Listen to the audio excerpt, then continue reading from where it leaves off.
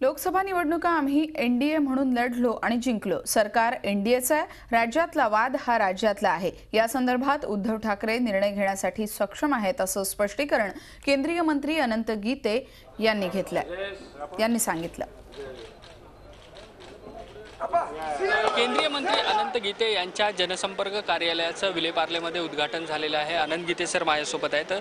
Sir, तुम्ही कार्यालयाचं एकीकडे उद्घाटन केलेलं आहे। सध्या राजकीय परिस्थिती पाहता एनडीए सोबत शिवसेना दिल्लीमध्ये राहणार आहे का अशी एक चर्चा असते, त्या संदर्भात काय सांगाल? आज माझ्या संपर्क कार्यालयाचं उद्घाटन आज या ठिकाणी संपन्न झालेलं आहे।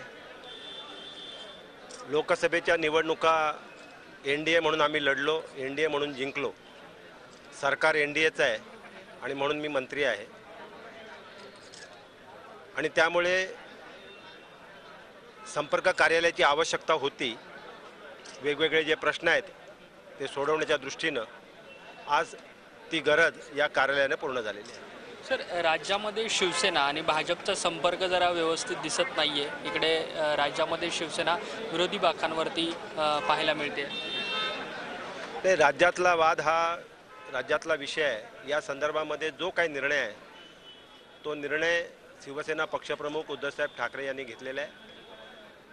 पक्षप्रमुख उद्धवसाहेब हे निर्णय घेण्याकरता सक्षम आहेत, समर्थ आहेत आणि त्यामुळे महाराष्ट्राच्या हिताच्या दृष्टीनं जो निर्णय आवश्यक होता तो निर्णय शिवसेना पक्षप्रमुख उद्धवसाहेब ठाकरे यांनी घेतलेला आहे। सर, गेल्या काही दिवसांपासून ज्या पद्धतीचे राज्याच्या विषयावरून शिवसेना भाजपमधले संबंध पाहायला मिळत आहेत, राज्यात शिवसेना विरोधी बाकावरते, अशा वेळी एक प्रश्न सातत्याने उपस्थित केला की मग केंद्रामध्ये अनंत गीते मंत्री का मोदींच्या सरकारमध्ये?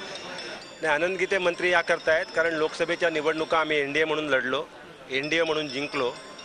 एनडीएचं सरकार आहे आणि म्हणून अनंत गीते मंत्री आहेत। धन्यवाद सर, ही सगळी बातचीत केल्याबद्दल। व्हिडिओ जर्नलिस्ट अशोक सोनावणेसह देवेंद्र कोल्हटकर, झी मीडिया, मुंबई। झी 24 तास रहा एक पाऊल पुढे।